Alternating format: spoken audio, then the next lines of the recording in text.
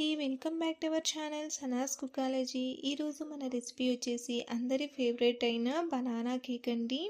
చాలామంది అయితే ఈ బనానా కేక్ని చాలా ఇష్టపడి బేకరీలో తీసుకొని తింటూ ఉంటారండి. ఈరోజు మనం బేకరీకి వెళ్ళే పని లేకుండా ఇంట్లో ఓవెన్ లేకపోయినా కూడా చాలా సింపుల్గా చాలా టేస్టీగా ఈరోజు ఈ బనానా కేక్ని ప్రిపేర్ చేసుకుందామండి.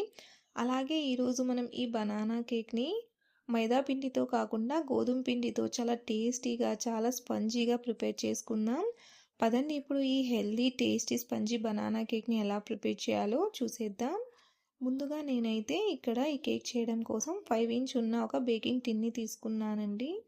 ఇప్పుడు దీని లోపల మనం ఆయిల్ కానీ బటర్తో కానీ ఈ విధంగా చూడండి గ్రీస్ చేసుకోవాలి. టిన్ మొత్తం ఈ విధంగా బాగా గ్రీస్ చేసుకున్నాక ఇప్పుడు మనం దీని లోపల బటర్ పేపర్ని పెట్టుకోవాలి. ఒకవేళ మీ దగ్గర బటర్ పేపర్ అనేది లేకపోతే ఆయిల్తో కానీ బటర్తో కానీ గ్రీస్ చేసుకున్నాక కొంచెం గోధుమ పిండితో డస్ట్ చేసుకొని తీసుకోండి. చూడండి ఈ విధంగా సెట్ చేసుకున్నాక బటర్ పేపర్ని ఇప్పుడు దీన్ని పక్కన పెట్టుకుందాం. స్టవ్ మీద ఓల్డ్ కుక్కర్ కానీ లేదా మందపాటి ప్యాన్ కానీ పెట్టుకొని ఈ విధంగా లోపల స్టాండ్ని ప్లేస్ చేసుకొని మూత పెట్టేసి దీన్ని మీడియం ఫ్లేమ్లో 10 నిమిషాల పాటు ప్రీహీట్ చేసుకోవాలి. ఇది హీట్ అయ్యేలోపు మనం కేక్ బ్యాటర్ని ప్రిపేర్ చేసుకుందాం. ఇందుకోసం నేనైతే ముందుగా ఒక 3 బాగా పండిన అరటిపండ్లను అయితే తీసుకుంటున్నానండి. బాగా పండిన అరటిపండ్లు అయితేనే కేక్కి చాలా బాగుంటాయండి. కేక్ అనేది చాలా టేస్టీగా ఉంటుంది. ఇప్పుడు ఒక మిక్సీ జార్ తీసుకొని అరటిపండ్ల తొక్కవలు చేసి అరటిపండ్లని జార్లోకి వేసుకుందాం. చూడండి అరటిపండ్లని ఈ విధంగా జార్లోకి వేసుకున్నాక ఇప్పుడు ఇందులోకి ఒక ఎగ్ని అయితే వేసుకోవాలి. ఒకవేళ మీకు ఎగ్ ఇష్టం లేకపోతే మీరు ఎగ్ ప్లేస్లో అరకప్పు వరకు పెరుగును వేసుకోవచ్చు. అలాగే ఇప్పుడు ఇందులోకి రీఫైండ్ ఆయిల్ ఒక 1/2 కప్పు వరకు వేసుకోవాలి. అలాగే 1/3 కప్పు వరకు పంచదారను వేసుకోవాలి. మీరు పంచదార ప్లేస్లో బెల్లం పొడినైనా యూజ్ చేసుకోవచ్చు. ఇప్పుడు దీన్ని మనం మెత్తగా గ్రైండ్ చేసుకోవాలి. చూడండి ఈ విధంగా బాగా మెత్తగా గ్రైండ్ చేసుకోవాలండి. ఇప్పుడు మనం ఈ బ్యాటర్ని బౌల్లోకి వేసేసుకుందాం. ఇప్పుడు ఒక జల్లెడని తీసుకొని ఇందులోకి మనం 1 కప్పు వరకు గోధుమ పిండిని వేసుకోవాలి. మీరు గోధుమ పిండి ప్లేస్లో మైదా పిండినైనా తీసుకోవచ్చు. ఇప్పుడు ఇందులోకి 1 టేబుల్ స్పూన్ వరకు బేకింగ్ పౌడర్, 1/2 టేబుల్ స్పూన్ వరకు బేకింగ్ సోడాని వేసుకోవాలి. అలాగే 1/2 టేబుల్ స్పూన్ వరకు దాల్చిన చెక్క పొడిని వేసుకోవాలండి. దాల్చిన చెక్క పొడిని అయితే కంపల్సరీ వేయండి ఒకవేళ మీ దగ్గర ఉంటే, లేదంటే స్కిప్ అయినా చేసుకోవచ్చు. ఇప్పుడు దీన్ని బాగా జల్లించుకోవాలండి.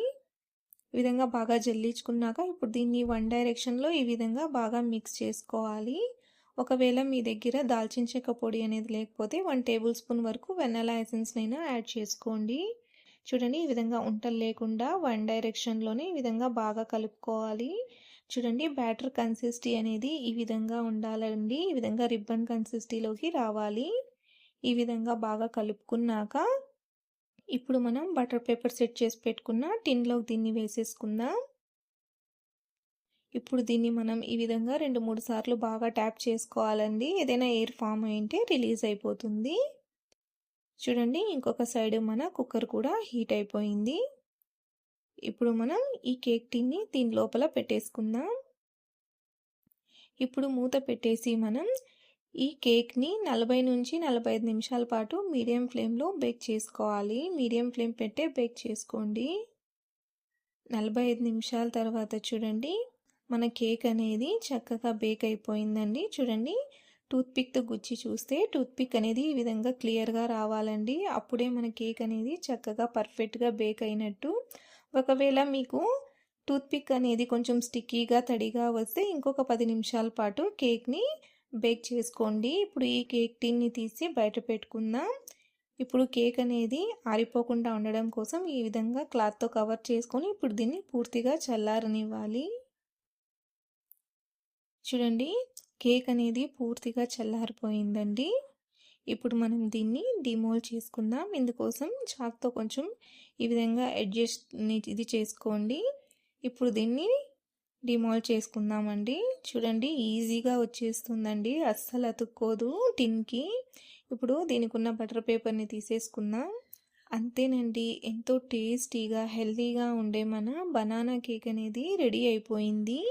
చూడండి ఎంత సాఫ్ట్గా ఎంత స్పంజీగా ఉందో, అలాగే ఎంత ఫ్లఫీగా వచ్చిందో చూడండి. అంతేనండి. ఎంతో టేస్టీగా, హెల్తీగా ఉండే మన బనానా కేక్ అనేది రెడీ అయిపోయింది. మీకు బనానా కేక్ తినాలన్నా లేదా పిల్లలు కేక్ అడిగినప్పుడు బేకరీకి వెళ్ళే పని లేకుండా ఇంట్లోనే ఈ విధంగా టేస్టీగా, ఎంతో స్పంజీగా ఉండే ఈ బనానా కేక్‌ని ట్రై చేసి చూడండి. చూడండి ఇది లోపల వరకు కూడా ఎంత చక్కగా పర్ఫెక్ట్‌గా బేక్ అయిందో. టేస్ట్ కూడా చాలా చాలా బాగుంటుందండి. మీరు కూడా తప్పకుండా ఈ బనానా కేక్‌ని ఒకసారి ట్రై చేసి చూడండి. మీకు ఈ రెసిపీ ఎలా అనిపించిందో నాకు తప్పకుండా కామెంట్‌లో తెలియచేయండి. అలాగే వీడియో నచ్చినట్లయితే లైక్ చేయండి, షేర్ చేయండి. అలాగే నా ఛానల్‌ని సబ్స్క్రైబ్ చేసుకోండి. Thanks for watching.